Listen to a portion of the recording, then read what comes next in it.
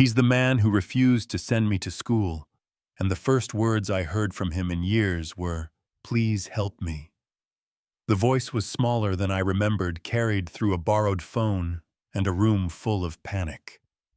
For one long second I stared at the screen and thought, do I hang up or hear him out?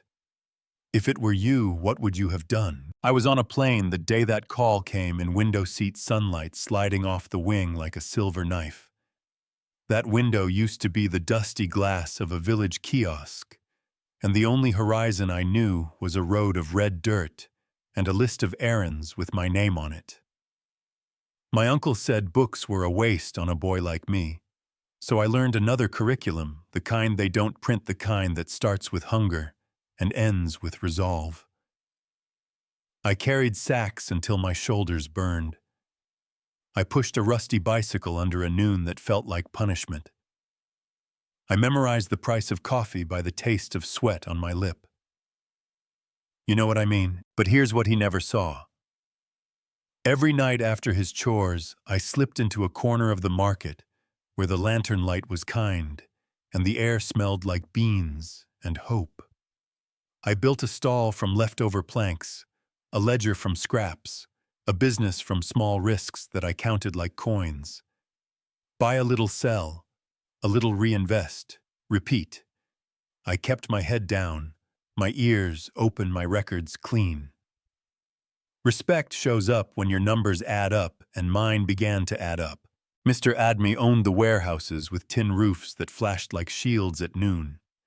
He watched me linger near his scales, watched me count under my breath, watched me ask quiet questions. One morning he handed me a truth as simple as a shovel. Buy when the market is sleepy, he said. Store like it's gold. Sell when the town wakes up hungry. That sentence changed the shape of my days. He taught me how shade can save flavor, how moisture can ruin a season, how trust is a currency that pays interest. He didn't give me money, he gave me a map. And then there was Mariam. Quick with numbers, quicker with grace.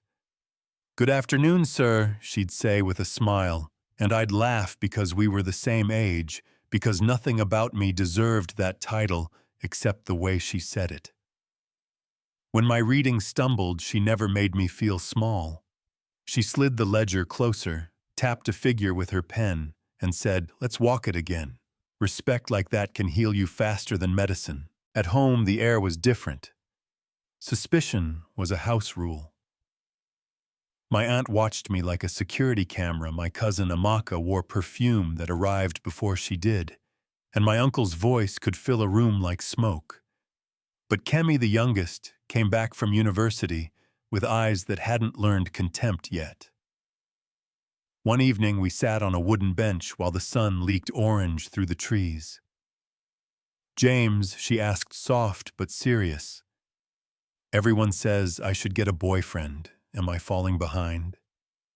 I looked at the girl who talked to me like I was a person, not a chore, and said the thing I wish someone had said to me.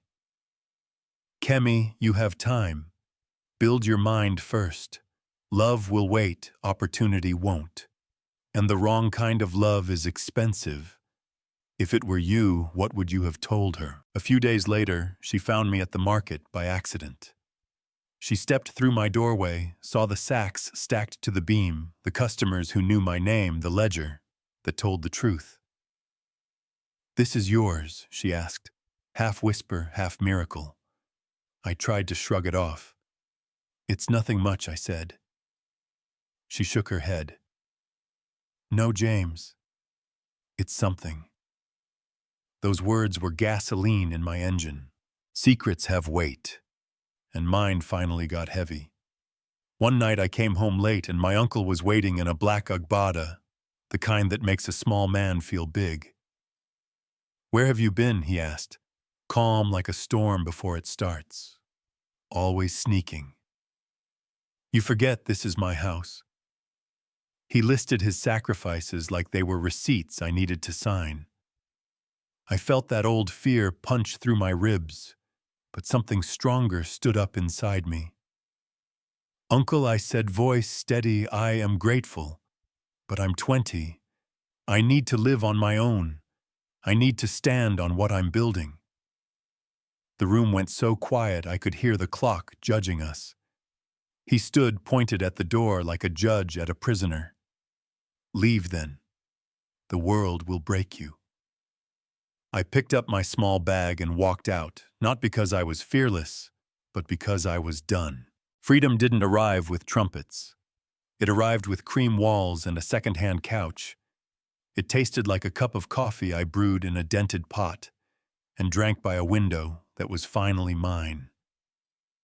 The first morning I woke up without orders, I made a list anyway, because discipline is how you tell tomorrow the truth about today.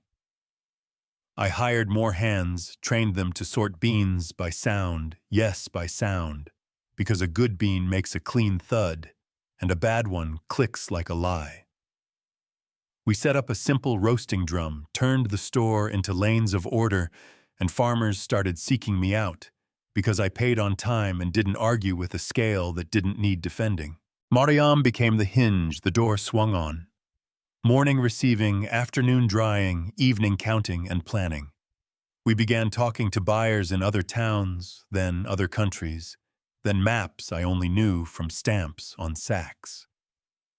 One evening, light sliding off the day I leaned on the office doorway and said, "Mariam, I trust you more than I trust myself, not just with ledgers, with life." She closed the book, stood, and smiled like a sunrise. "I've been hoping you'd say that." Yeah, that happened. We moved to a bigger place near the market, a modest garden out front, a little office where she built spreadsheets that told the truth in real time. 5 workers turned into a team turned into a family, and a family turned into a reputation. Mississippi entered the conversation as a base where roads met roads and shipping lanes felt closer. A place where ambition could stretch across oceans without snapping. The first morning on that veranda, coffee warm between our hands, I kept thinking about the boy with the bicycle and how he would stare at me like I was telling a fairy tale. But life is a rope of knots and smooth parts. News from home traveled in rumors with sharp edges. David, my uncle's pride, fell into drugs abroad, then popped up with a coffee machine he claimed to have invented, a flash of attention, then another fall. Amaka married loud and lived quiet. Kemi called, sometimes told me about classes, asked smarter questions, promised to visit. I kept my head in the work, because the work had never lied to me. Wait, here comes the twist. While preparing to open a proper office in Lagos, I met a banker who slid a file across a polished table and changed the temperature of the room.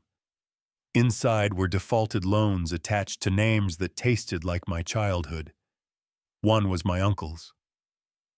The land under his warehouse had been used as collateral. The debt was on the block pennies on the dollar, first come, first served. Do you think that's fair that a boy you tried to break can now buy your lifeline with spare change? Stick around because what happened next will blow your mind. I bought the debt. Quietly. Not to crush him, but to make sure someone worse didn't do it first. 2 days later, that borrowed phone call rattled through the cabin of a plane somewhere over Alabama. "James," he said, voice cracked, "I need help." His businesses were leaking money from every seam. David had drained savings, like a broken faucet. Payroll missed suppliers angry, the usual fire when pride meets math. My knuckles went white around the phone. I heard the boy I used to be say, "Hang up, call it justice." I heard the man I'd become say, "Ask for a meeting." We sat in a small conference room in Lagos, with a window full of traffic that never sleeps. He looked smaller than the suit, like a man carrying an old version of himself. I slid the folder across. He read it once, then again, as if the letters might arrange themselves into mercy if he waited long enough. "You own this?" he asked, finally meeting my eyes. "I own the debt," I said. "If I choose, I can own the warehouse by next week." He tried a smile the kind people use when they're losing the argument and the narrative. "So this is your revenge." I kept my face open. "No. This is a rescue with rules. I am not interested in your pride.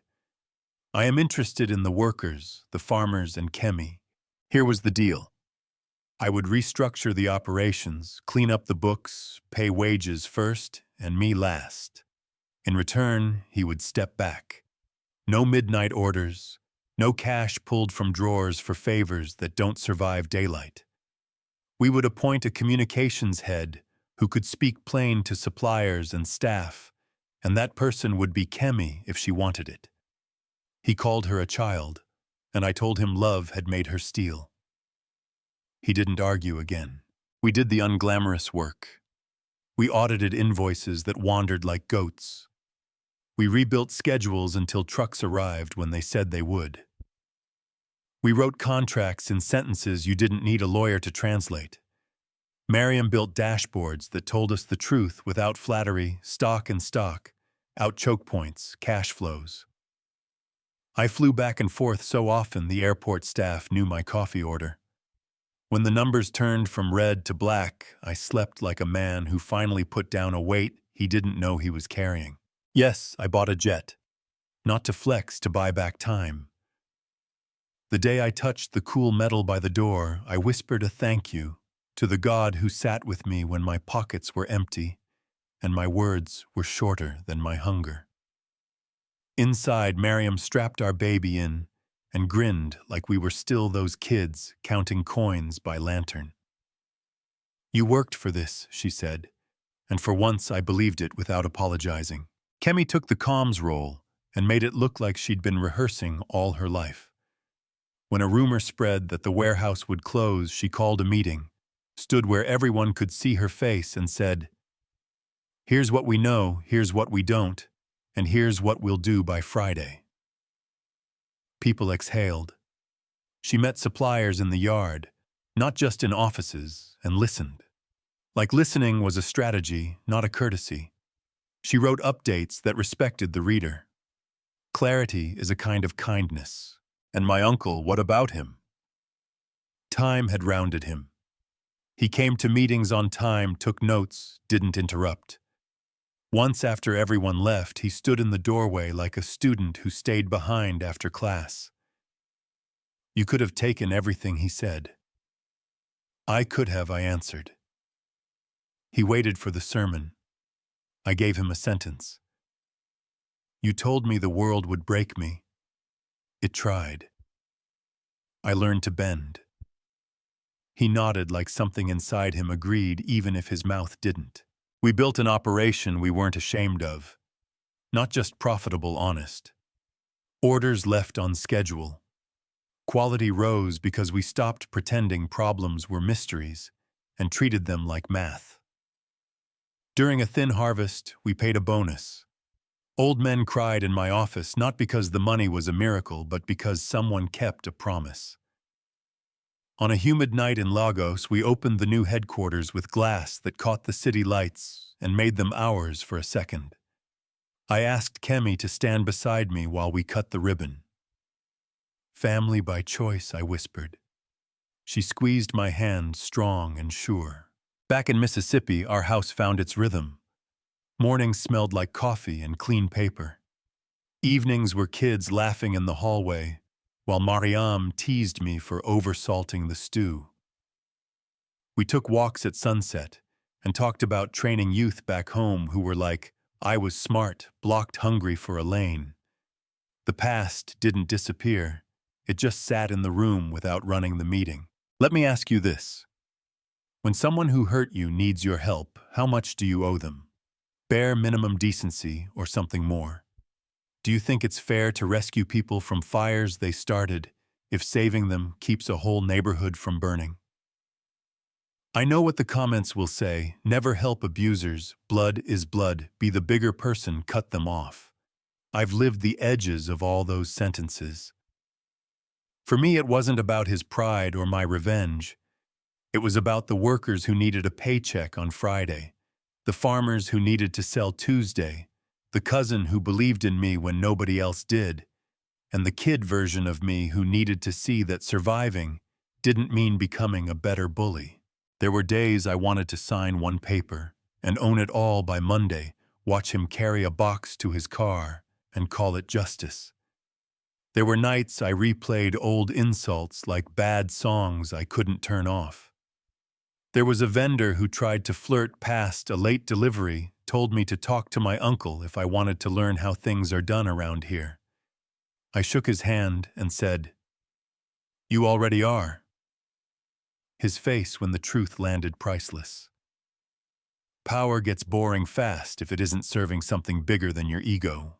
Years rolled. We stretched into new markets, learned new rules, new accents, new mistakes. We stayed up late solving problems that looked different and felt the same. One evening I stood on our balcony in Mississippi sky painted in that soft gold that makes you forgive things you shouldn't, and I breathed in peace. Not the brittle kind that shatters at a raised voice, the sturdy kind. You build with daily choices, tell the truth, pay what you owe, love who loves you back, set boundaries that hold. My uncle grew older and quieter. He showed up to a school event for Cammie's child and clapped like he'd never clapped for anyone. He came to the warehouse on payday and shook the hands he used to wave away. He never said the movie version of "I'm sorry." Instead, sometimes at the end of a meeting, he lingered eyes brighter than usual and said, "Thank you." Maybe that's all he had to give. Maybe that's enough. Maybe not. What do you think? A reporter asked me once, wasn't buying the debt cruel? I laughed. Then I didn't. Cruel, I said, would have been letting a stranger buy it. Mercy without structure collapses. Structure without mercy kills. The work is to hold both long enough for people to change or reveal themselves and then choose again. So no, I didn't become a billionaire at 26 to prove a point to one man.